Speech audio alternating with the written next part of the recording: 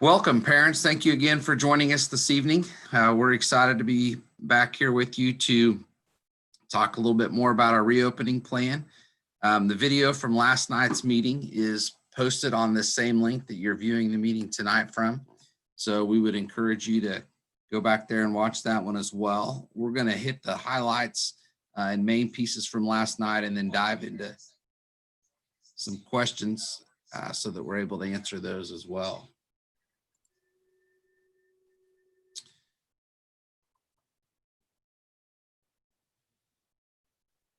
So with me tonight, I want to take just a second to introduce our staff. I'm very appreciative of them taking their time to join us.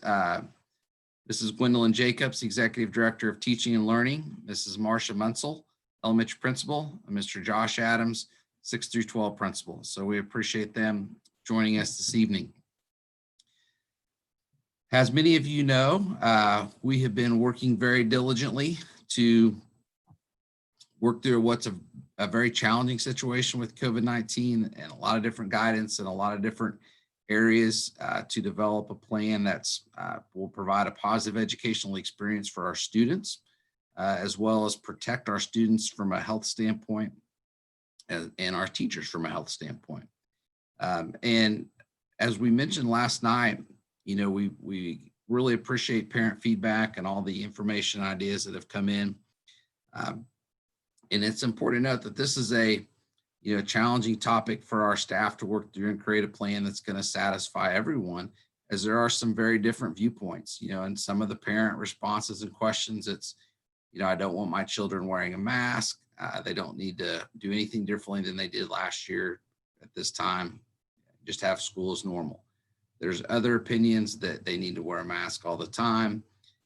They're not sure if they want to send them in person and may want to do a remote learning option. Or if they do send them in person, they want to make sure there's several protocols in place. And so very different ideas, very different thoughts. And then there's all those things in between.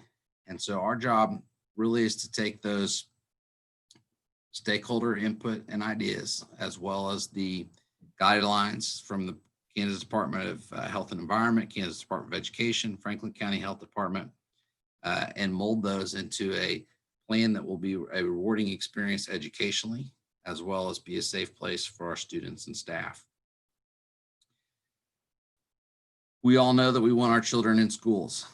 We want them to get back in an in-person model, but because COVID-19 is still here and will continue to be here until a vaccine is found, it's really a situation of, if we don't have them in school, that'll create some challenges for them, maybe with mental health, social, emotional needs, maybe situations where students are going hungry or there's abuse. At the same time, if we bring them back to school, which we know all of our students need as well, but we don't do it in a careful, thoughtful way, then there's that potential harm to their health, not only of the student, but of our staff due to COVID-19. And so we're taking two situations that could be viewed as potentially negative and trying to decide which one is better or worse. And so that's why this plan is going to seem a lot different than probably some other things that we've ever shared, because it is a completely new and unique challenge. I want to take you through some of the main points and highlights of that plan, and again get into the questions many of you submitted, which we appreciate you submitting those. And I want to say we are working very hard to answer those questions either last night or tonight. But if you've posted that question and you don't feel like we've covered it, or you still have some additional questions, please do not hesitate to reach out to one of us. We are more than happy to have conversations about what's remote learning going to look like, what's hybrid learning going to look like, what's in-person learning going to look like, how's my student going to ride the bus, what are hallway interactions going to look like. Any of those things that you don't feel like we've answered it in the way that you were thinking, please reach out to us. We'd be more than happy to visit with you regarding any of those items. So I'm going to share my screen.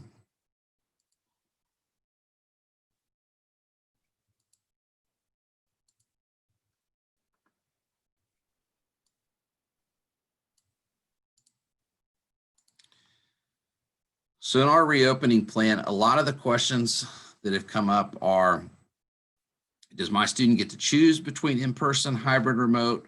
What does hybrid mean? What does remote mean? And so we're going to make sure we highlight those things again tonight and hopefully answer several of those questions through this conversation and discussion. So in-person is really where we all hope to be. In-person means almost 100% of our students are here in person. We've put in some precautions or some ways that provide mitigation, but are still allowing students to participate. And it would, while it's going to look a little bit different than last year, for instance, when students come in person, they're going to have their temperature checked, and that's due to the Executive Order 2059.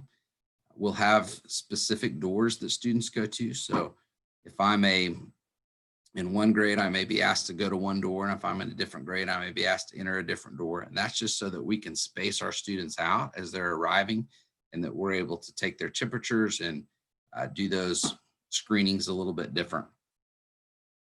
Students are needed to, they do need to wear a mask, I'm sorry, and we'll have hand sanitation requirements where they'll, through their classroom, through going to the restroom, they'll be doing that hand sanitation at least once an hour. So all pre-K through 12th grade students will wear a mask. All of our staff will be wearing a mask. And when we talk about that, you know, these guidelines that we receive as a district are flexible and changing. Those changed even a little bit today with the Kansas Department of Education adjusting their navigating change plan. Previously, that plan had just had 6th through 12th grade students encouraged to wear masks. That plan now encourages pre-K through 12 students to wear masks. And so you've heard me mention previously, either on here or maybe in a board meeting, that if the governor's order expired, that you might see our plan adjusted to follow the Kansas Department of Education plan. So now that would include pre-K through 12 students wearing masks. So essentially, whether the governor orders expires or not, in regards to masks, our practice and protocol will be the same. So again, students are going to be here in person. When they walk down the hall, we're going to ask them to gather in certain areas so they can social distance appropriately in the morning, whether that's at the elementary or secondary level. We're going to ask that on breaks, they follow certain protocols to, again, help minimize congregating and help maintain that social distance. And so those will be, you know, explained and shared with them when they get to school, much like we would on any first day, kind of going over the rules and expectations, but it'll be something they can very easily, you know, adapt to, and within a week, it'll seem like the new, you know, it'll be the new norm. So in the hybrid model would be a situation where we need to reduce the number of students per adult.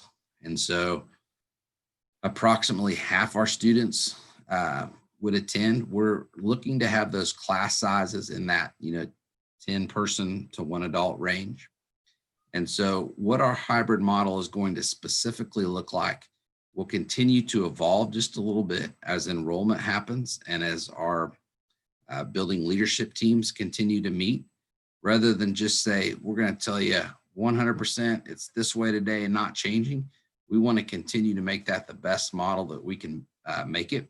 And so we're going to continue to have those conversations, and you'll possibly see some tweaks there. But again, the goal of that model would be if we needed to be in a situation where we limited the number of students in the building at one time, this would give us an option to do that. So while half the students would be here in person, the other half would be learning off campus or remotely. They would still have some contact with a teacher during that time, and then they'd have some expectations of things they needed to complete. That remote piece is not the same thing that you saw in the spring. There's significantly more accountability, and there will be more assignments, activities, things that they need to be doing. And then there's also an accountability piece where students and parents would be asked to sign off on a log documenting the work for that week. And it would need to average out to about 6 hours a day. So it might mean students are doing a little more work one day than the other, but again, it still needs to average out to 6 hours per day. The remote option is going to be where we can only have, a very few students in the building at any time, a one-on-one type situation or small group instruction, and then everyone else would be learning remotely. And again, students would be potentially Zooming in, connecting with their teacher. We'll be sending Chromebooks home during that time. We do have some hotspots where we're able to assist families who may be having some connectivity issues that they would be able to use to work their Chromebook. And I'm going to have our principals talk a little bit more about the hybrid and remote model, and even the in-person a little bit about what that would look like in each of their buildings. Again, keep in mind that these are things that are still being finalized and refined, because we want to make them as strong and as positive as possible. And in some cases, that's going to depend on enrollment a little bit. So with that, let's have Mrs. Munsell talk about Wellsville Elementary. Sure. Well, I am very fortunate because I get to work with a whole lot of very talented, very creative teachers, and they want nothing more than to see your kids in the building in front of them every day.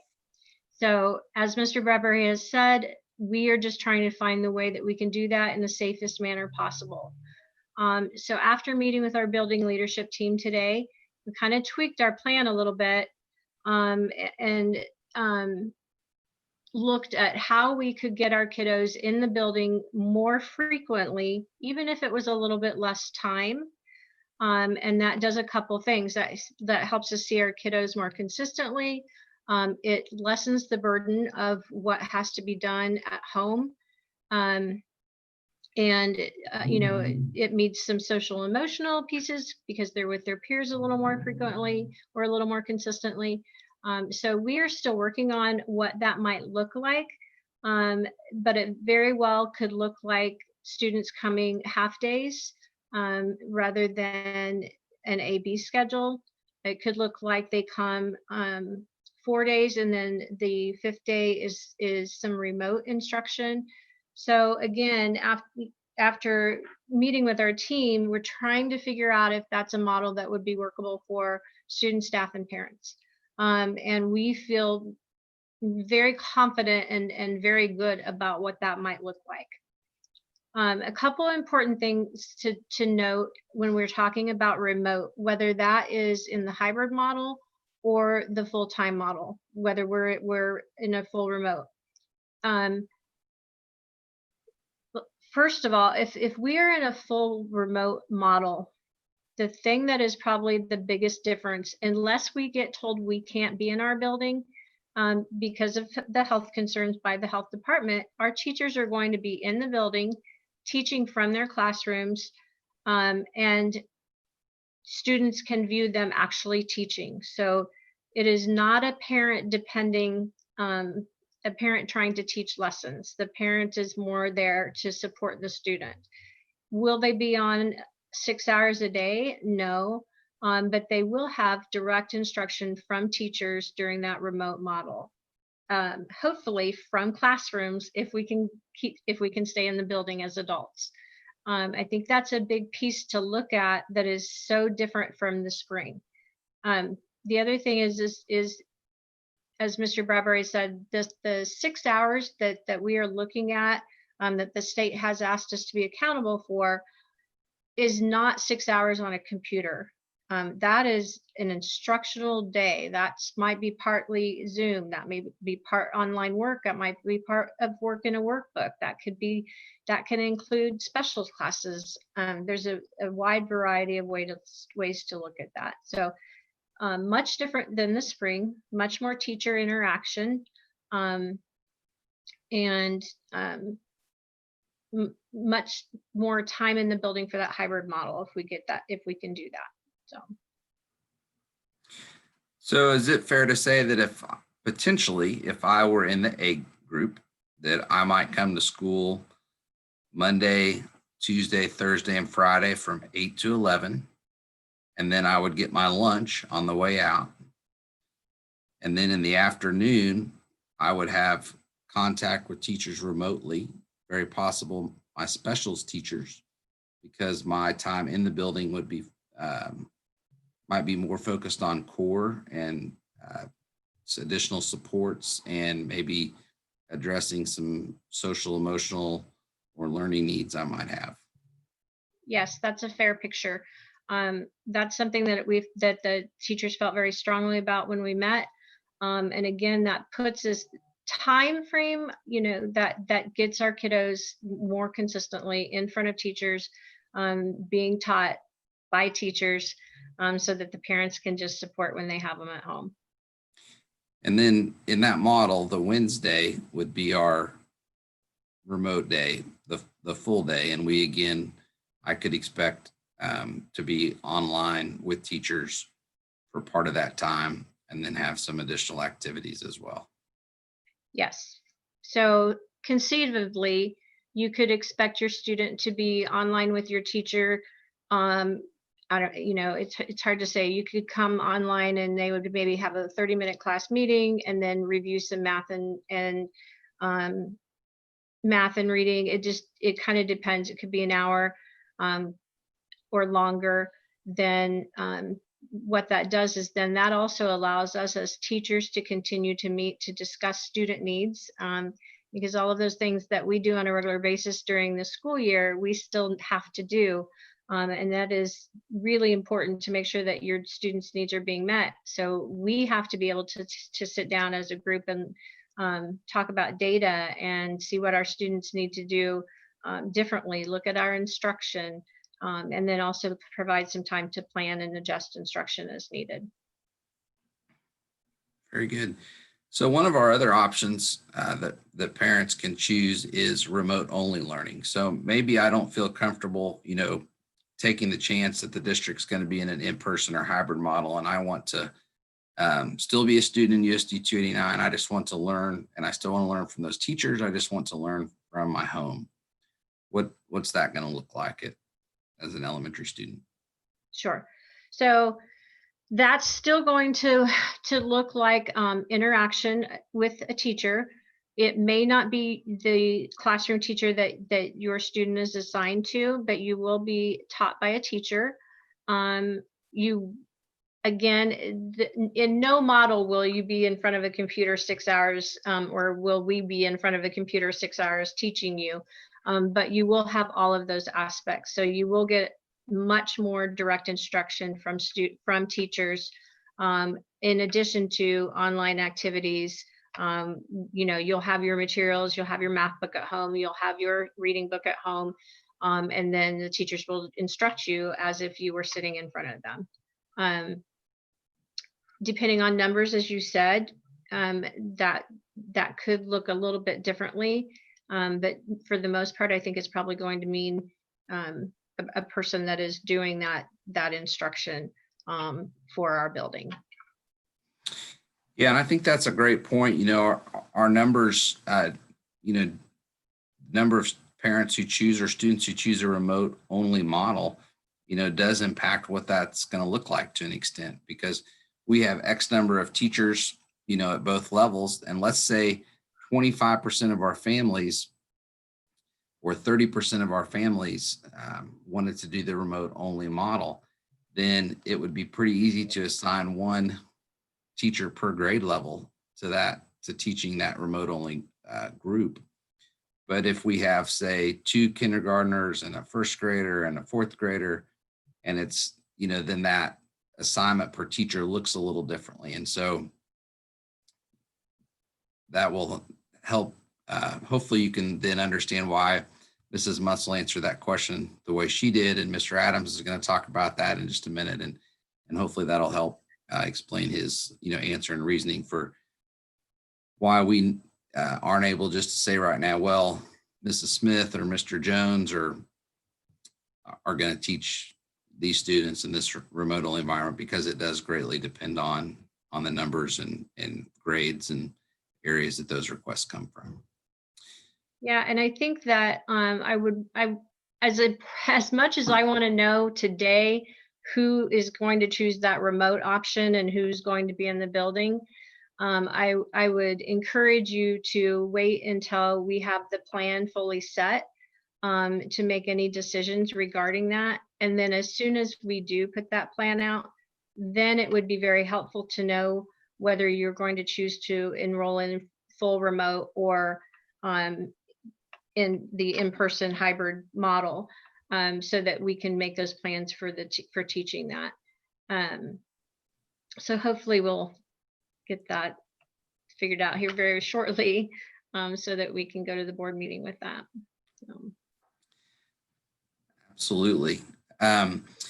Sometimes, parents will ask, well, if I decide to go remote only and school started and I'm in a remote only environment, can I then say, I want to come back, and then maybe later change my mind? And what we've been saying at this point is that if you enter and school starts and you enter the remote only environment, we're really going to ask you to stay in that environment for a semester. However, if you sign up for the remote and morning of the first day, you're like, man, I wish I'd have gone there in person, we can make that happen. But once we enter into that remote only piece, we're going to ask that families stay in that remote only piece for the remainder of the semester, and then we can make changes or adjustments. So Mr. Adams, at the secondary level, and we understand that this is potentially going to have some pivots, but what's hybrid going to look like potentially? All right. Number one, our goal is to get as many kids back in the building as we can have safely. So we're going to start out with 50% of our kids here and 50% at home. So what a typical week would look like is on Monday, last names A through M would be in school. N through Z would be at home learning virtually that day. On Tuesday, we would flip that. So N through Z would be at school, A through M would be at home working virtually. We do that Wednesday, Thursday, and then on Friday, we'd go every other Friday. So one Friday, the A through M would be there. The next Friday, N through Z would be there. We would like to, when we look at enrollment, if the numbers dictate, if we can go 80% of our kids here and 20% are home, we might go to that. But right now we're looking at 50-50 to start out with. And so if I maybe live with someone that has a different last name on a different end of the alphabet, would I still have the same day? Yeah, we would definitely work through all that. That wouldn't be a problem at all. So then let's say at the high school that I want to be a remote only learner. I want to learn all semester from home. What does that look like for me? All right, and we'll know more on this when we have actual numbers of how many kids want to do this. If we have a lot of kids that want to do that, then we can find teachers that we have and remove them from things that they're already teaching and have them teach those kids remotely. If we don't have very many, then that's not feasible.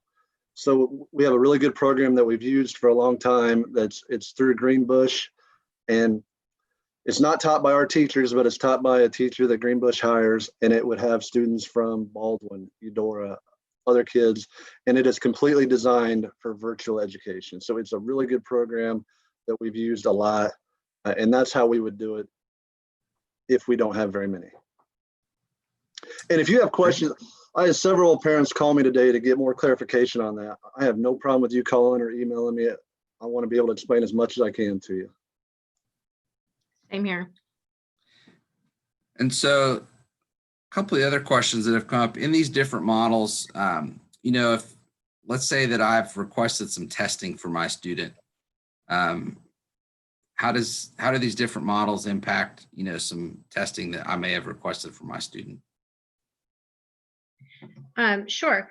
So if you choose to request for some kind of testing, and he's referring to testing for special services to see if your student might have an identified need in those area, in any area. First of all, I would encourage you, if you are in a spot where you might be just really looking at regression from when we were out of school, I would encourage you to wait, because typically once students are re-exposed to curriculum, they pick that back up very quickly, and everybody's in the same boat. So gaps are there, but they're there for everyone. That being said, if folks request any kind of testing, we are obligated to, once we have consent for that, 60 school days from that, or it's the time frame that we have to complete an evaluation.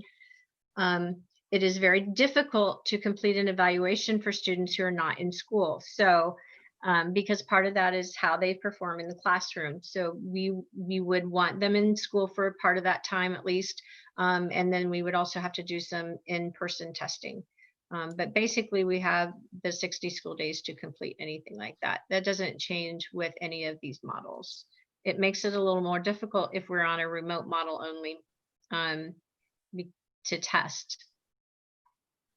One of the things I wanted to say too is if you are a parent who has a concern regarding masks, the model that we're looking at, the half-day model, obviously that cuts that mask wearing time down, and which is one of the other reasons that we felt like that would be beneficial. So one of the things that, comes up a whole lot is, if my son lets his mask slip off, or my daughter has her mask slip off at either level, what's going to happen? Are they going to be kicked out of school for the week, or how are we going to handle a situation like that? At the secondary level, we want them to wear it. I think the goal is for everybody to get back to school as normal, and the best way for us to do that is through wearing the mask. If we're wanting to play sports, if we're wanting to do activities, band, choir, all that stuff, the best way for us to do that and have a normal school year is wearing the masks. So at the secondary level, we're gonna work on relationships with our teachers of asking those kids, please do it. Do it for us. I don't see it being a problem. I really don't. I think our kids will do it. So as my mask falls down, just like if I accidentally left my hat on, I might expect someone to come over and just say, hey, do me a favor, put your mask on. Or, Correct. Yeah. Or it's very possible that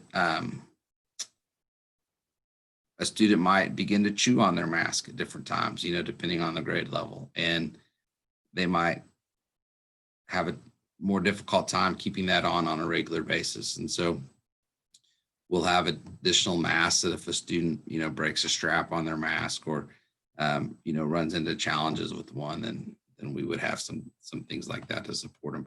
Like any new thing, it's going to take some reminders, and it's going to, I started to step out of the office today. I'm like, oh man, I forgot to put my mask on because I was leaving my contained, alone environment and getting ready to go out into a public area. And so, for all of us, we'll be continuing to teach and remind one another, but we do have an expectation that our students and staff are wearing masks, because Mr. Adams said it will be what allows us to remain in person and what allows us to practice sports and extracurricular activities. Another one that comes up with the masks a lot is, will I ever be able to take it off all day? And, my best answer to that is we're going to approach this with common sense. And so much like you get restroom breaks, or much like you go outside, there'll be a time during the day where they're in an area where they can take it off and let, get some air if it's becoming an issue. Teachers will work with them on that. Again, it's going to be, it'll be new, it'll be adjustment. Some people may have been wearing masks for months now. Others, it might be the first time. So again, we know it's going to be a situation that's going to be new for some of our students, can be new for all of us to an extent, but we will support one another and get through it together in a positive way. I would encourage parents to make sure that you are practicing that at home and having your students wear masks, even your little preschoolers. Just, even just little bits at a time while they're playing on the floor and they have a game or they're watching TV, just to start getting them used to that, so that when they walk in the door, they're not um, shocked into wearing a mask for 3 hours. So build up a little bit. Absolutely. Some of the other questions that we talk about or we have from parents is, can I choose the model that my student is in? And so the choice there is that either you choose the model that the district is in, which would be one of these three: in-person, hybrid, or remote, wherever we happen to be in its district, or you choose the remote only option. So choose the district option, which is one of these three, or you choose the remote only option. Certainly as a district, we hope to be in an in-person model. And I'm going to talk about how that decision is made here in just a minute, but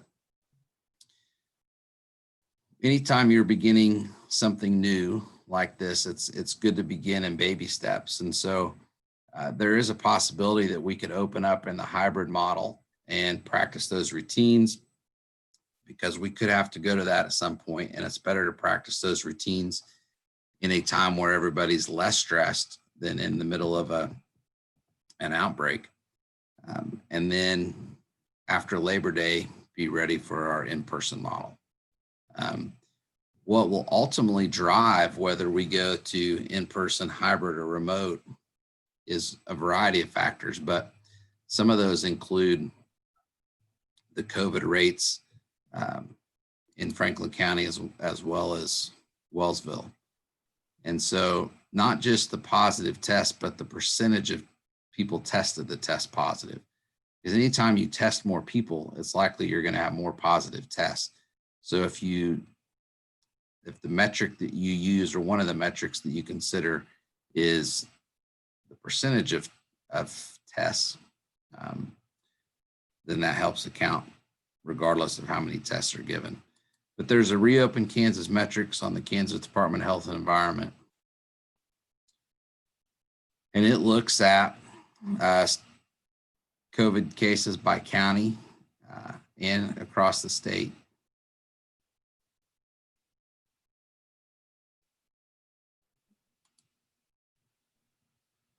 And unfortunately, I'm having some internet. There we go. So we go down here, we can find Franklin County.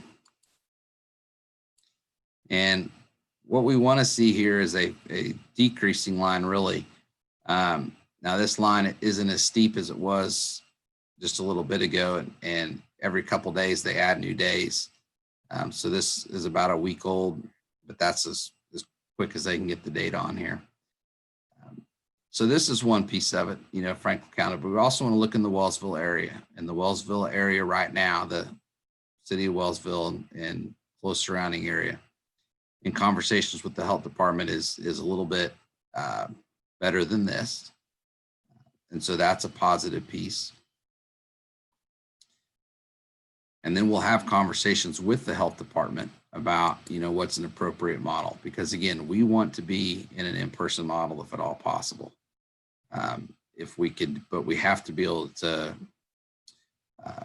ensure that when we do that, we're not bringing additional unneeded risk to our students and staff. And I would point out that in these models, it does talk about, where strict adherence to social distancing can and cannot be guaranteed, because, we know that we're dealing with students, and sometimes, very young students. And even though they may have the best of intentions, there's going to be times where they struggle maintaining that 6 feet of distance. And we will provide positive reminders and positive reinforcement. But in being completely upfront and honest and transparent, there are times where they may struggle with that 6 foot distance. Another reason why, wearing masks is important during those times. So that's kind of what it looks like when you get to school. But if I'm on my way to school and I'm on the bus, for instance, when I come out to the bus, I should expect to have my temperature checked. If I have my temperature checked and it's one of those times where it's a little bit high, we wouldn't just leave you there. We would make contact, and depending on the age of the student, work, either through parent permission over the phone, allow them to return to the house until the parent could get there. If the student was old enough and the parent felt comfortable with that.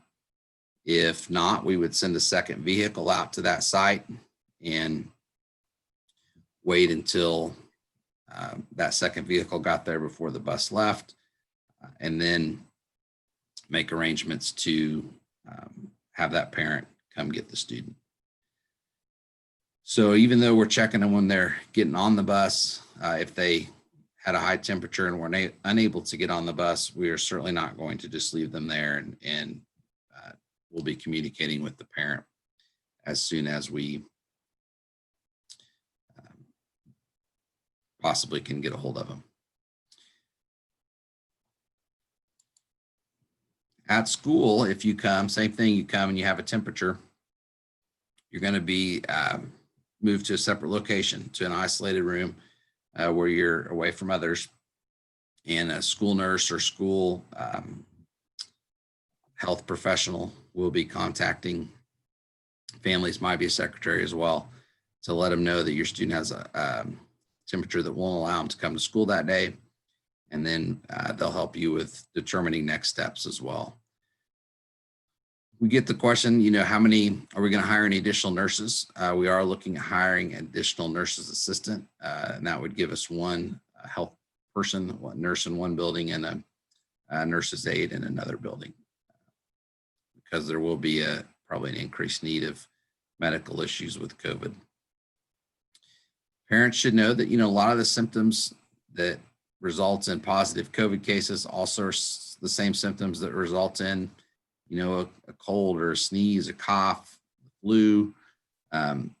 So it's sometimes hard to tell, you're not able to readily tell without those specific tests what's one versus the other. So it will seem at times like we're a little more cautious at school in terms of asking that parents go get some additional medical attention in a situation where we may not have been previously, or we ask them to, the school nurse may see them, and through consultation with health department officials may ask them to self-isolate until additional information about their health can be understood.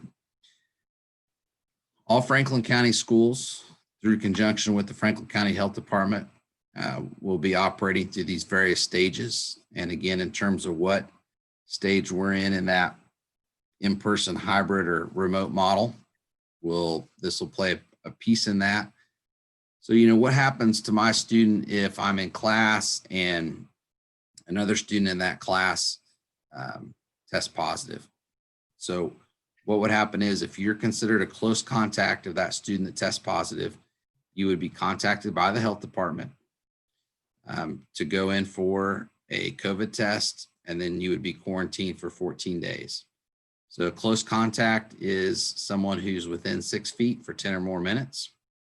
When you're quarantined for 14 days, even if you test positive or negative, if you test positive and you do not have symptoms, you're typically quarantined for 10 days. If you test positive and have symptoms, you're quarantined until you're symptom-free for 72 hours typically. If we have a situation where 10% of a classroom, so let's say 3 students in a class, test positive for COVID, then we would be in stage 3. This could also impact sports teams. That facility would be closed essentially for a couple days. Students and staff impacted were moved to the remote learning model. Stage 4 is when we have 10% of a building, and then stage 5 is 10% of the district. And you can see the different steps there. And this, is linked to our reopening plan, but it'll also be put on our website as well.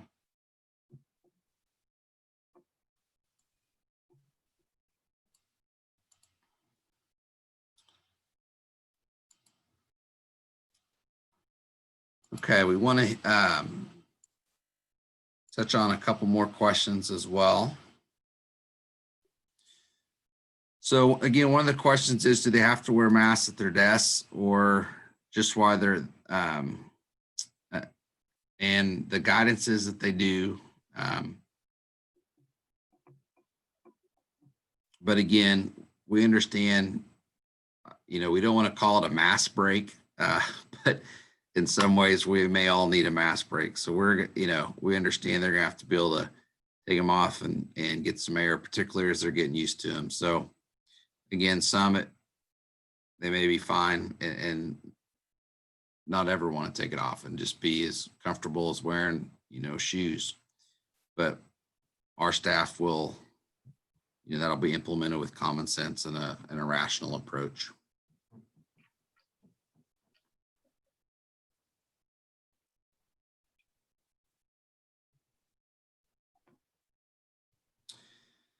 So one of the questions we get is on the, what if my child's group doesn't include any of their main friends?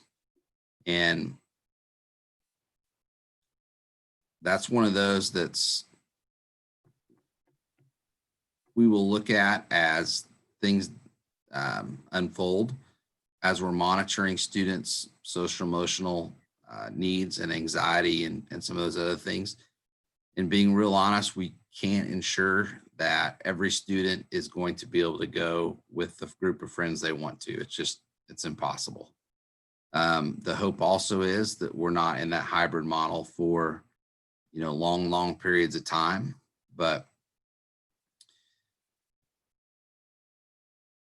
and we will certainly monitor students' social, emotional, and mental health. But as you can imagine, in terms of those scheduling priorities, we're going to focus on kids living in the same household, possibly some things to help daycares in the area. And our counselors and mental health staff will be considering those things, but it'll just be, incredibly difficult and not impossible to make sure everybody's in with the friend group they want to be. But as part of those social emotional development, maybe we're able to gain, acquaintances and new friendships through being in different groups in situations where we may not hang around, or students who we may not have hung out with previously. Questions on how will we choose an in-person or remote option for our students? We'll either do that via survey or a link we'll put on social media or the website. But yeah, probably a survey. The other way you can do that is right now just by calling into the district office. If you want to do that, we've had families call in and request that, and you can do that right now if you want to. If you don't call in and choose the remote option at some point, again, we'll put a deadline out there at some point, but if you don't do that at some point, we'll assume you're in and you've enrolled, we'll assume you're in the in-person option. We will be sending an FAQ list out here in the next couple days. Next week, we will also be releasing what we're going to call power packets. So K through 12 power packets and reading and math will be placed on the website, and those will be activities that students can use to kind of get back in the swing of things. There'll be things that they can pull off in terms of like a paper copy, as well as there'll be some digital things they can do as well. Not required, just options should parents want to use those.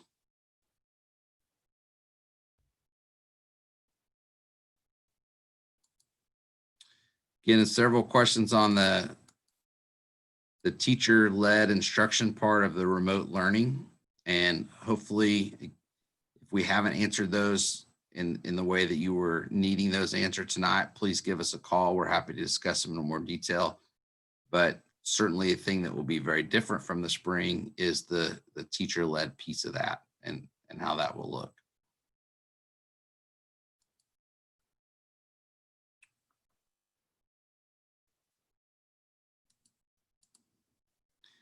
Another piece to point out with the 6-hour piece, we want to assign meaningful work for our students. And so if there's cases where your student is finishing that work in an hour, our teachers will be following up on that. And, that's good for us to know so that we can ensure that we provide them extension opportunities and opportunities for further growth.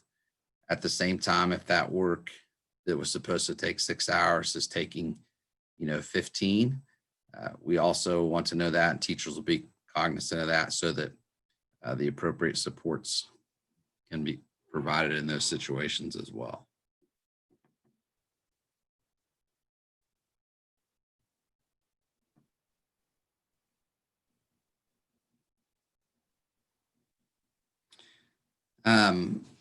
Mr. Adams, activities. So the fall sports are on right now. Practices start August 17th. Keep an eye on the calendar. Keisha has given us some guidance on volleyball and cross country. So they don't recommend having volleyball tournaments. So we're going to be turning our volleyball tournaments into different quads. So we'll update that as we do that. Cross country meets, instead of having, 15 teams there, we're going to look at doing that with 3 or 4 teams. So the schedule is going to change.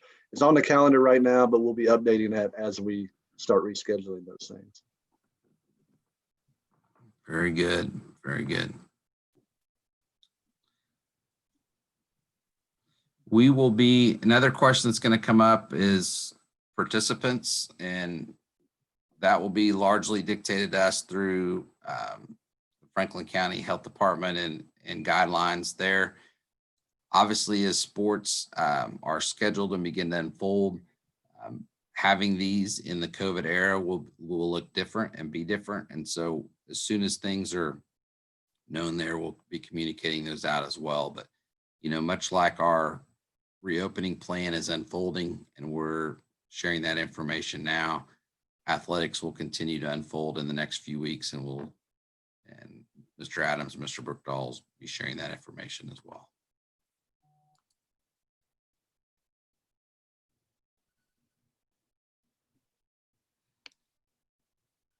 So back to the hybrid model or the remote piece of that.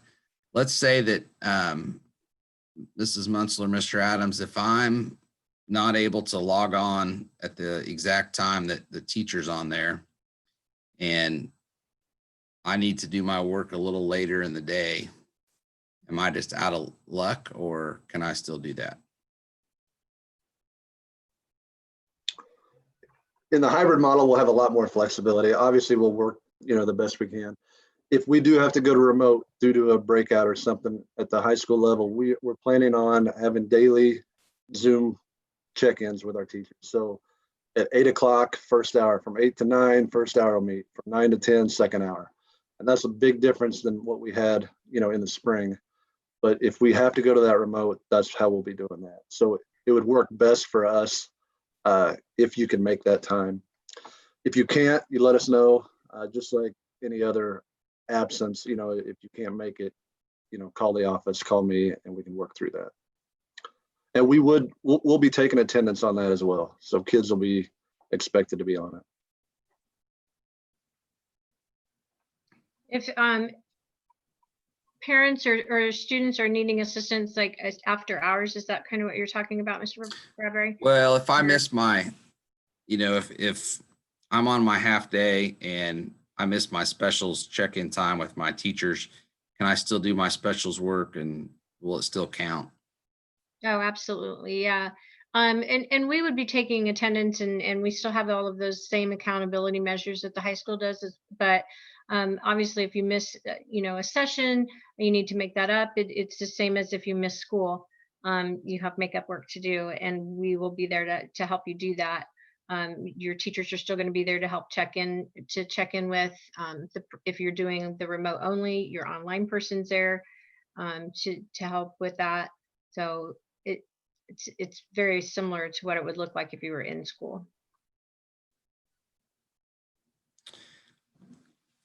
One thing that we want to make sure and mention, if you are in a dual credit class, so maybe I'm taking part of the welding program, maybe I'm taking college algebra, public speaking, those classes will still start at their regular time. So even though our district will start August 27th, those will still start at their regular time. Mr. Adams, anything to add on those? Yeah, and if we're in the hybrid model, you would still go to that every day. So if we're in a hybrid model and A through M is coming that day, if you're going to Neosho or any of those VOTEC, you would still need to go that day, every day. And we'll provide transportation as soon as those programs start. Correct.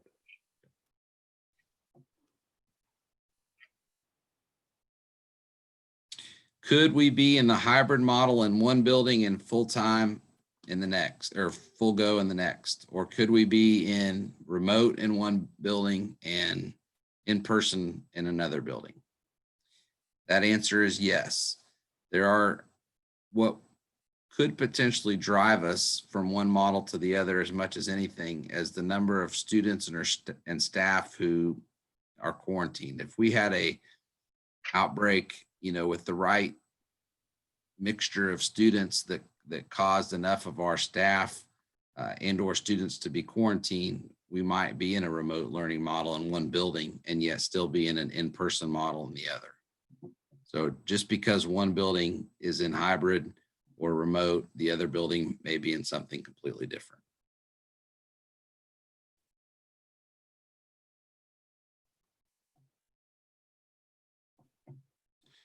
Some questions on, disinfectant and how we're going to clean things.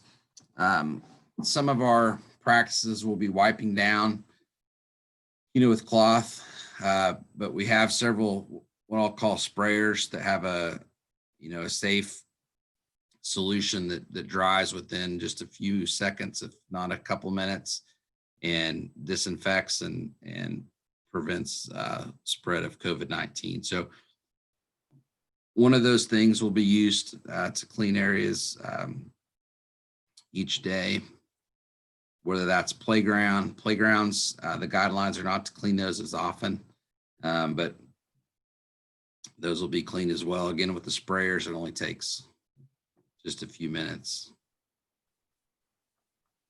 Restrooms, we'll be kind of probably in some ways encouraging more restroom breaks during class and less during breaks, because we're trying to limit some of those congregations and group interactions. So lunch is another one we get some questions about.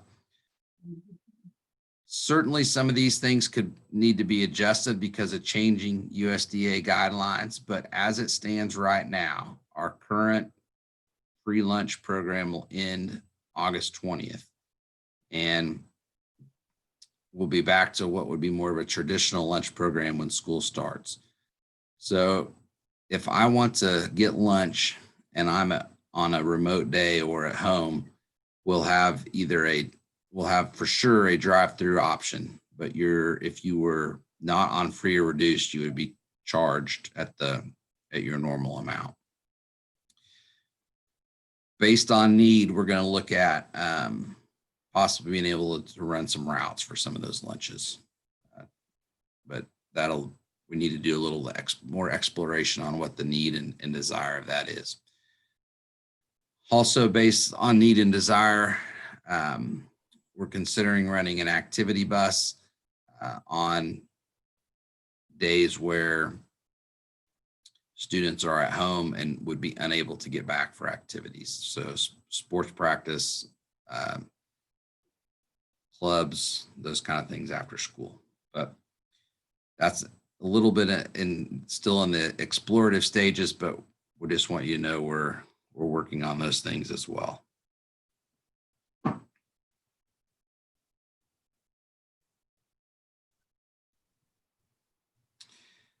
Few questions on the start date. Again, our start date was based on need for teachers to have time to train appropriately. And there was some consideration into, we had some stakeholders who wanted to start earlier than we are, some who wanted to start later. And it was, first thing is we need to give teachers time to train and be prepared with these new expectations. The second thing is we need to make sure that we weren't going to be in an extremely high COVID time, and best of our ability, we didn't feel that was the case. So the final piece was just balancing, when's the right time to get kids back engaged, because we knew we needed to get them back with our adults. And, how did that compare to other league schools who we would potentially be in competition with, and in county schools? And so some started before us, some will start after us. So that August 27th date was just kind of that middle sweet spot that balanced the difference between those different things that I mentioned.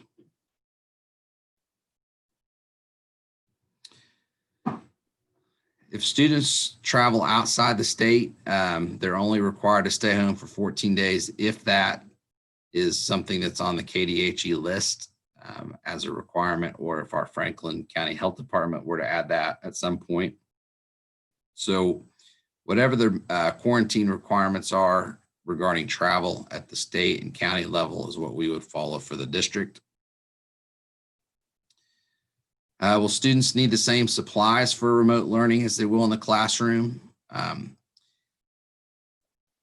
Yes and no. Any supply changes will be communicated to families. We will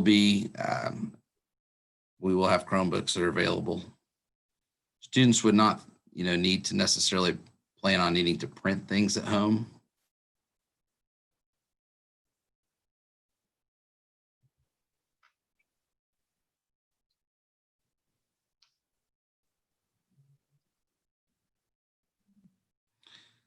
There was a question in here on why we chose to go with carpet in the elementary instead of tile. In part, it was that this just wasn't that yes, the COVID piece was considered, but when we balanced that with sound and noise and what we desired, and the long-term use of the carpet and our ability to clean that, we still felt like that was the best option as a district.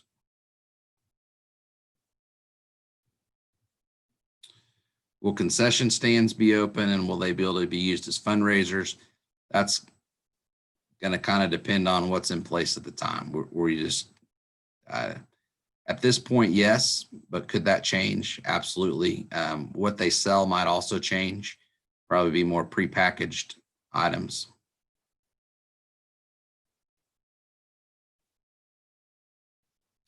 Will we be allowing team dinners at people's houses like for football? Again, that'll have to be something that we answer a little bit in the future based on guidelines and situations at the time. Are we going to encourage organizations, site council, booster club, et cetera, to meet via Zoom? I'm going to take that from the standpoint of, people in the building. I think, in any situation, we're cognizant of, anytime groups are coming in the building to meet, whether it be Board of Education or different teacher groups, we want to make sure we've cleaned those areas afterwards.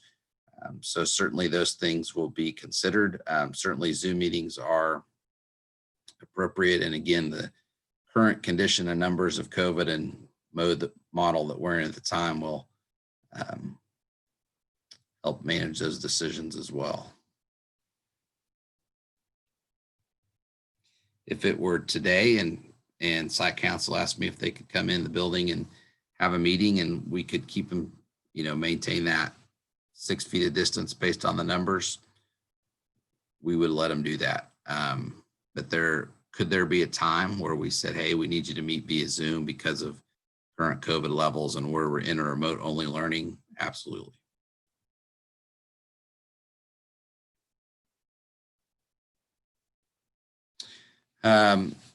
Will some classes spend more time outdoors? And is there a specific goal for this is a question? Yes. I mean, I think we have to remember we're in Kansas and the weather is going to change rapidly, sometimes even on the day. But as the reopening committee looked at guidance from the Department of Education, as well as just considered certain classes, you're able to social distance a lot better if you're outside. And so maybe for PE or even for art, or there's class activities that could happen very appropriately. And if it's a nice day, hey, we can be outside enjoying the sun, social distance, and still be doing classwork. So that's the goal behind it, is to help provide additional space and opportunities for social distancing. Is 50% of our class going to be outside every day? No. It'll be kind of a teacher choice. But the goal there is just, hey, don't forget this is an option to help with social distancing. And also sometimes it's nice to, and nothing wrong with learning while you're in the sun.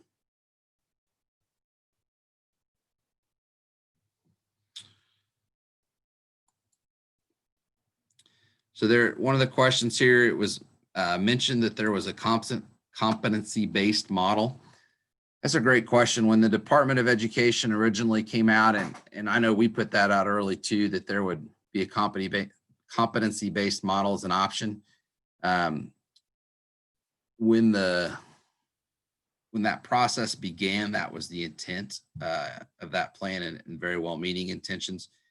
As that plan unfolded, that kind of led to the remote option where the 6-hour piece is required and the accountability piece. So the technical answer to that is no, that's not an option.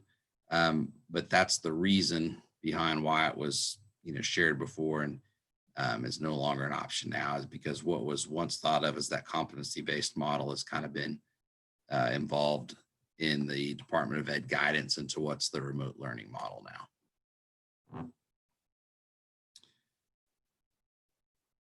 Mr. Adams, and I don't mean to put you on the spot here, but we may need to say we're looking into it, but we had some technology classes that were taught by our staff on campus. Are those still going to start at the normal time?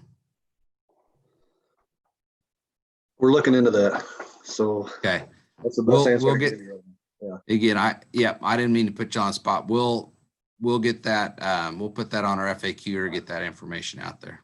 Most of the time they let you go with whatever school you're at start time. So I would say it will start on that same day, but I want to find out for sure. Okay.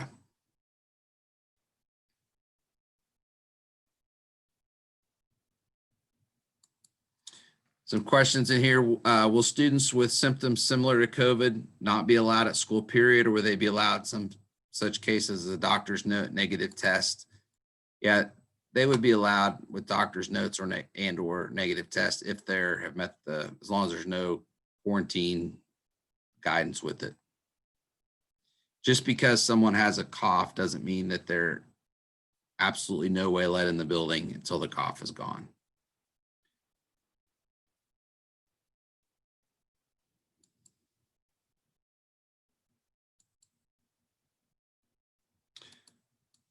Was there any talk of having teachers move classrooms instead of students in the hybrid model?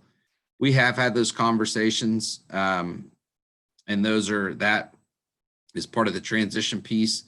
That work is still happening at the secondary level and at the elementary level. I'm going to assume that that's more of a secondary level question, but we'll want to.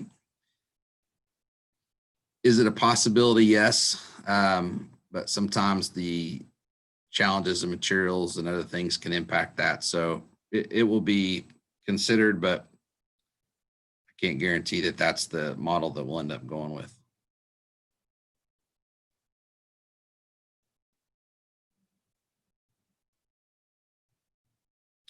And I kind of answered this earlier, but I just want to make sure everyone's clear on this. So the question is, so the choices will be whatever the district is doing or remote, and that is correct. There is not a choice to pick between in-person and hybrid on the parent side.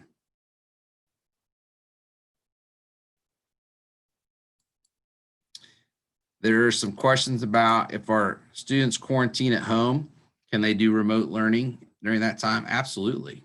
Absolutely.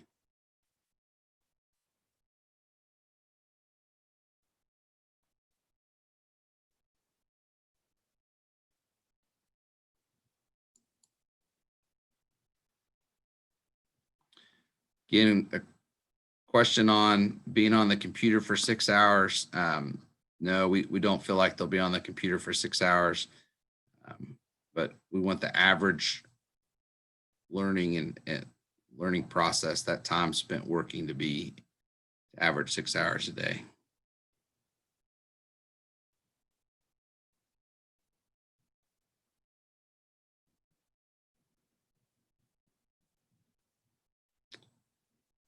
Mrs. Jacobs, do you see any questions that we're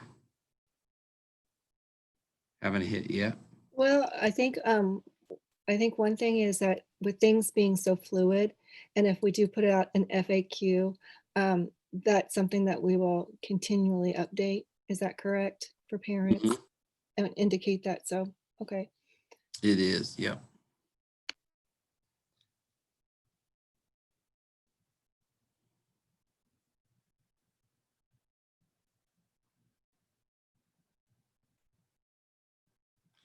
So a question on the remote only. And if you start in the remote only, do you have to stay in the remote only for the semester? Mr. Adams or Mrs. Munsell, is there anything that would be different at a building level than what I shared at a little bit ago? Nope. Okay. So yeah, because of our structure, if you're gonna start remote, we need you to we would need you to stay remote only. We know that parents need to plan. And so our hope and expectation is Monday night, we'll be able to lay out what we think the first few weeks will look like, barring no change in that time, substantial change in COVID numbers. So we'd like to be able to Monday night give parents a pretty clear idea of what model that we'd hope to be in each of the first few weeks. Sorry, Mrs. Jacobs, I cut you off there. No, you're good. And I think you just answered the question, was to look at how we were going to start the school year and how soon that information would be available to parents. And of course, the other question that came up too were included school supplies and materials that parents need to provide, or is the school going to provide certain supplies?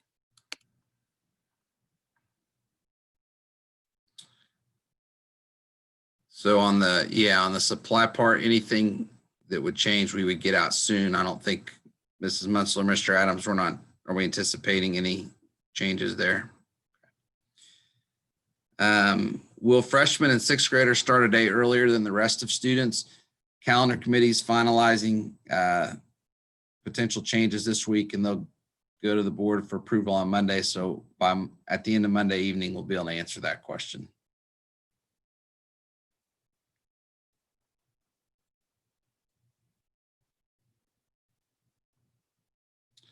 A question there about hugs and students hugging teachers.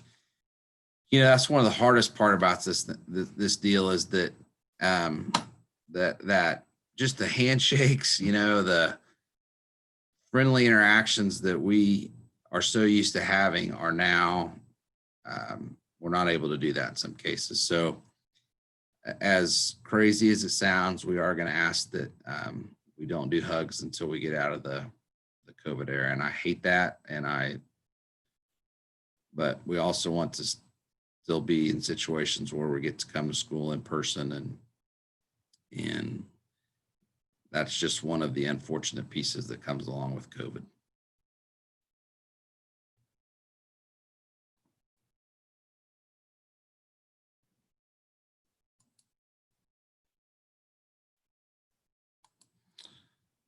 Any other questions?